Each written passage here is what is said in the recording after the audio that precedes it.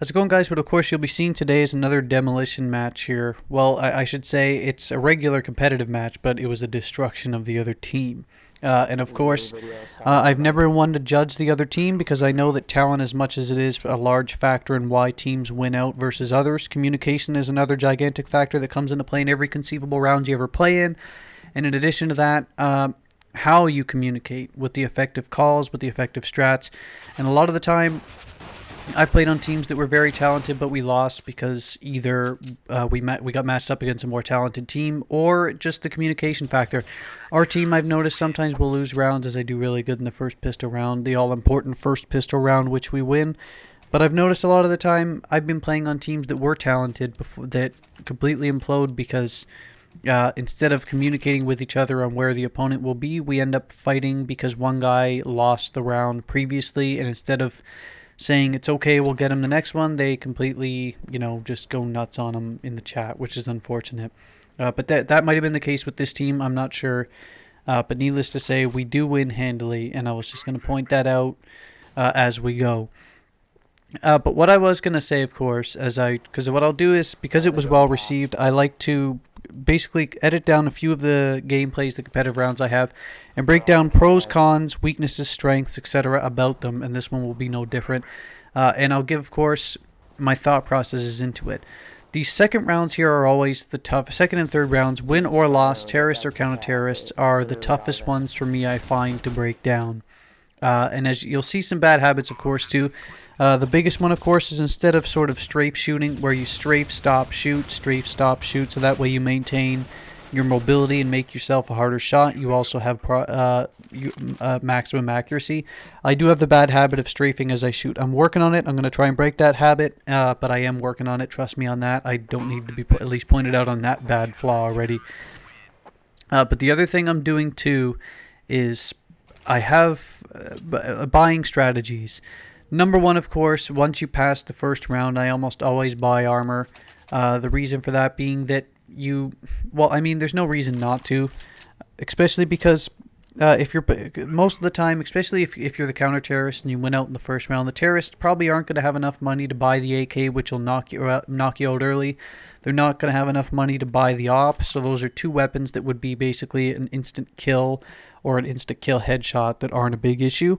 And especially because we won in this match, having the option early on at least to put yourself in a scenario where you now have the money to not only buy armor, but to go out and, like, say this, the M4A1 silenced here, which I really have gotten used to as I get a nice kill there.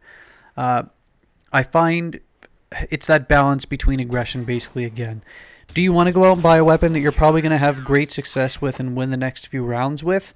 Or do you want to save your money in sort of an eco mode and hopefully in the next few rounds after that build up? But the choice was sort of made for me early on because since we went out the first few rounds, our team was communicating very well and we were confident early on. I guess it was sort of made for me that I can continue to stay aggressive in both pushing and buy strategies. So that's what I went with here as we start up 3-zip. But usually I find, especially if you lose early on, you're sort of forced to go into eco whether you like it or not. But I find, especially as counter-terrorists on the win side, that it's sort of, I still have that struggle between the first 2-3 rounds deciding what I should do. This team did a good job here. Usually if I see two guys come with me at B, and I notice that, because especially in Dust2, if they're attacking B and they're not immediately basically walking into that tunnel right at the start, then there's a good chance that they're probably pushing A or they're probably pushing Cat, at least in the patterns that I've seen at the level of players that I've seen. Maybe it's totally different higher up, but that's the pattern I see. So I notice, especially because you only have 5, right? So I figure if two other guys or even one other guy come with me to B and he guards the long tunnel, I figure if no one else is coming after maybe 2-3 seconds where they're guarding it and you can't hear anyone throwing flashbangs or charging the door, then there's a good chance they're probably going to attack Cat, and that's how the other round worked out. I do stay with B a lot because I notice a lot of people like guarding A and Cat, and I figure if you leave B undetected, you basically are really dumb. So I decided, for the most part, at least early on, as you've seen, to guard B and guard it well. But I find a lot of teams, because this is what I like about Counter-Strike the most, is the mind games that come with this game. If you're put in, I probably should have picked up that op, but I don't.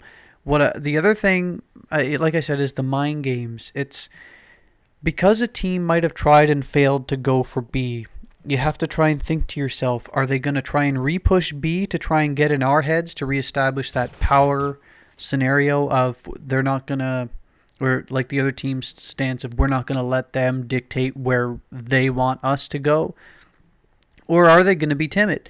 Are they going to be afraid and say, we got smoked the last round, maybe we should change up our strategy and try somewhere else? And I find this mind game happens every single round, at least against competent opponents and especially competent teammates when you're playing with competent teammates. And that's the fun part about this game that sometimes Battlefield lacks.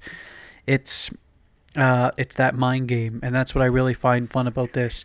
Because I think as much as I do go to B a lot in this early on, I find that they don't after they lost the first few rounds handily attacking B. I find they were discouraged from going anywhere near B. But I do find in terms of strategies, I really like when I'm on offense or when I'm with the terrorists, I love attacking the catwalk. It's probably the toughest route to attack if the enemy, especially if the enemy team has an idea that that's basically where you're going to go as I take out these two guys here. But I do find it gives you the most options. It gives you the option to not only attack A, but it gives you the option of attacking back through this tunnel here that I was just passed by. Or you can attack, say, long B, not tunnel B, but long B if that's the right call. I'm not sure. And I know my trigger discipline, I probably should have checked that area before I went back up. But I figured with one guy left, if I had died, it wouldn't have been a big concern. But I know I will absolutely fix that. And if I think, what are we at? 6-zip? Yeah, we're at 6-0 here, so obviously we're off to a really good start. And I would have loved to have been a fly on the wall of the other team if they were using their microphones to see if they were yelling at each other, to see if there was absolutely no communication at all and they were already resided to the fact that the match was going to be lost.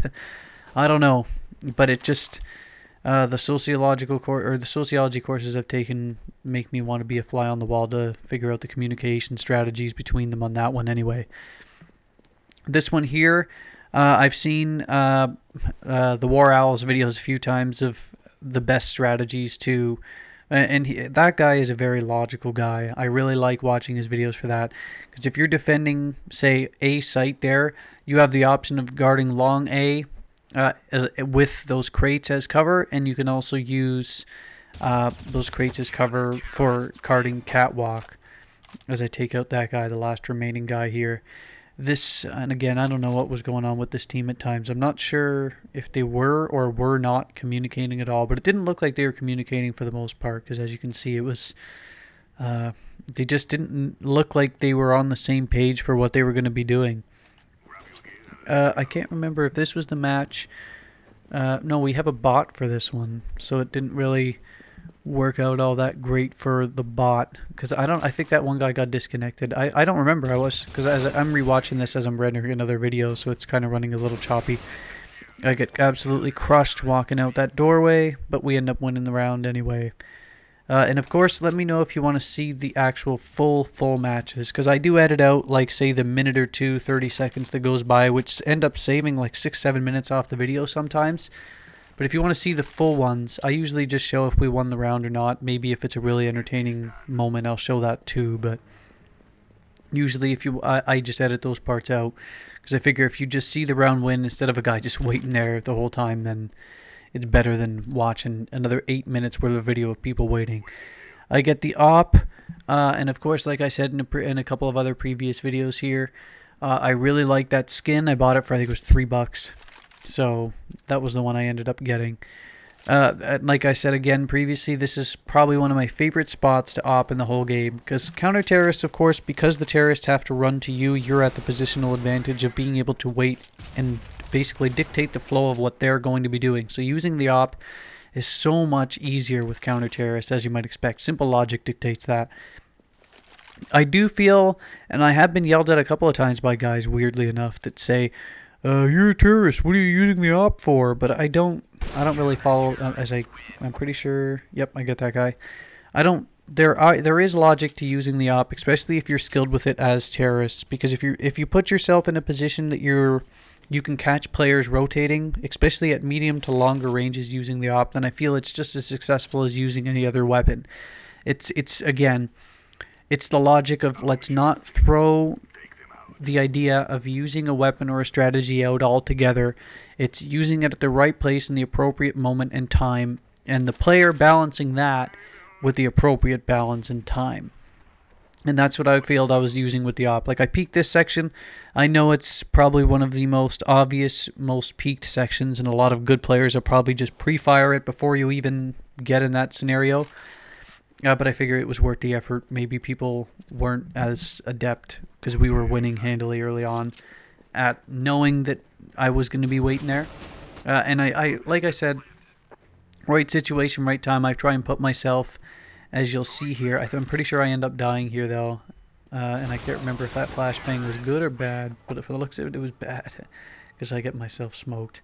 I have, in numerous different times, like I've said too, I've put myself in bad situations throwing the flashbangs. And the reason for that is I haven't figured out the exact trajectories. I haven't practiced throwing them enough to the point where I'm comfortable knowing exactly when and where they'll land and explode, but I'm working on that. Trying to figure out the best possible scenarios and times to use them. But that'll come. That'll come with time. Because I died... What did I... Oh, yeah, I switched back to the M4A1. This next part here, of course, I get long A, and this one here I find, especially if you use pit, I like to use this barrel to sort of get right in their face. But if you use pit, it's probably the best one as long as you don't get flashed, because then you're in trouble, or smoked. But as long, like with smoke, but again, I think they called out that they were going cat on this one, so I was able to. I was like, this part here, I should have died. There's no excuse for me living here. I take out that one guy. He should have not only seen me, he probably could have knifed me if he really wanted. I take out this guy running down because he was sort of he wasn't prepared for me to completely just blow down on top of him. I get mowed down here, but we win. But I should have died there, absolutely. There's no reason for me to win, to stay alive on that. But I'll take it. I'm not gonna fight a death. Buying strategy here, we have tons of money. Our whole team basically had tons of money. I wasn't gonna buy the bot a weapon. I suppose I could have if I died early on. I could probably take control of the bot, the weapon that I bought for it. But yeah, I wasn't gonna buy the weapon a bot. Sorry, I'm just not me. I'm just not gonna buy a bot. I'm not gonna buy a bot a weapon. I was surprised to see them go long A. I'm able to take that guy out. The reason why I was surprised they went long A is because, like, as I've previously noted, a lot of the time these guys were either pushing B or catwalk, and especially because in one of the previous rounds before it, the one round they ended up taking, they pushed catwalk and got it. So I was really surprised to see them pushing A this time, especially long A, because then they'd have, they'd have me to deal with, and they'd have one of my teammates here that was basically guarding the area that I'm at now to deal with. And it didn't look like they were willing to deal with pretty much anyone. So I was surprised to see them here. I usually double back.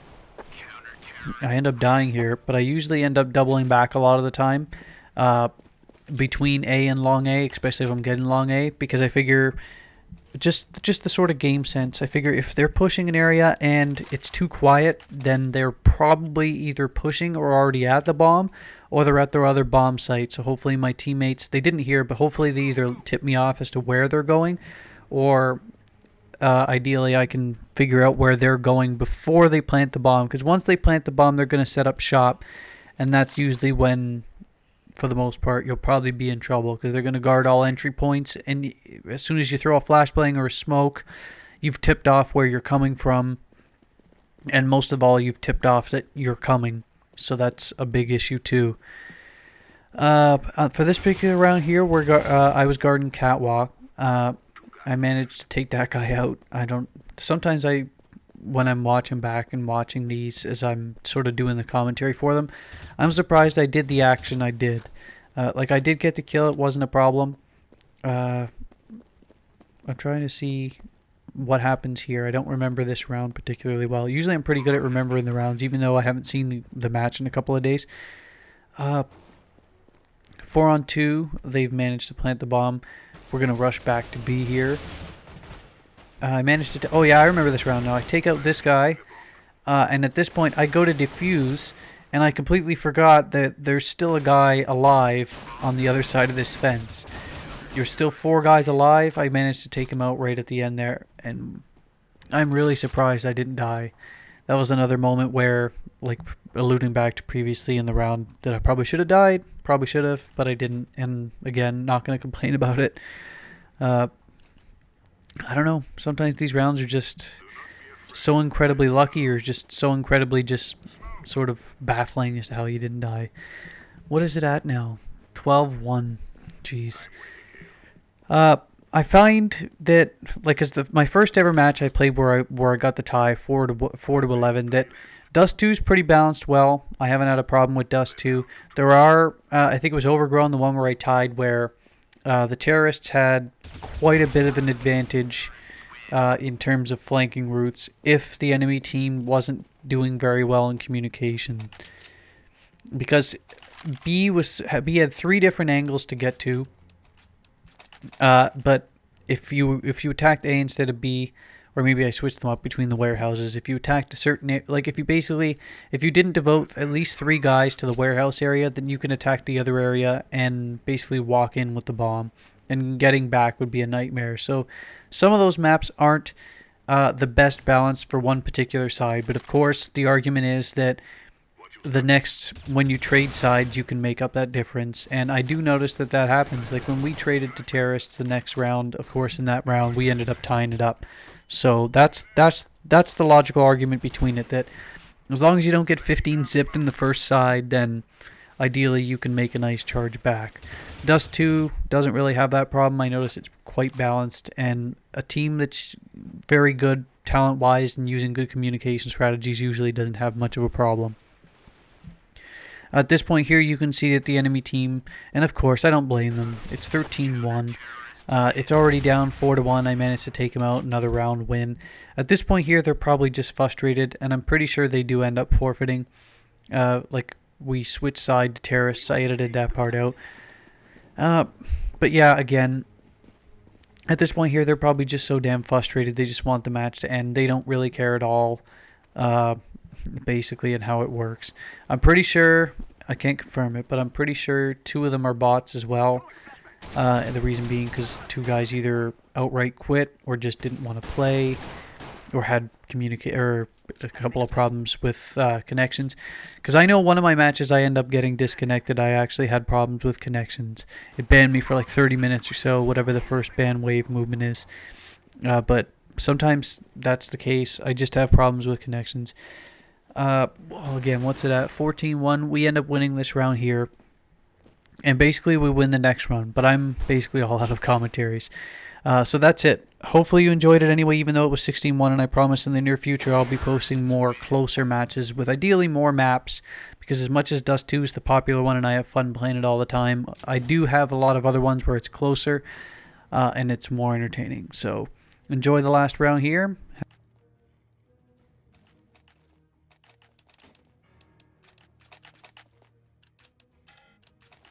Let's go, my brothers.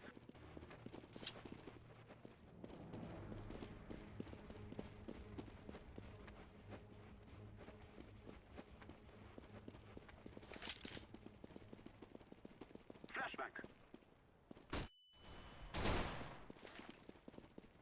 Throwing a flashback. Throwing a flashback.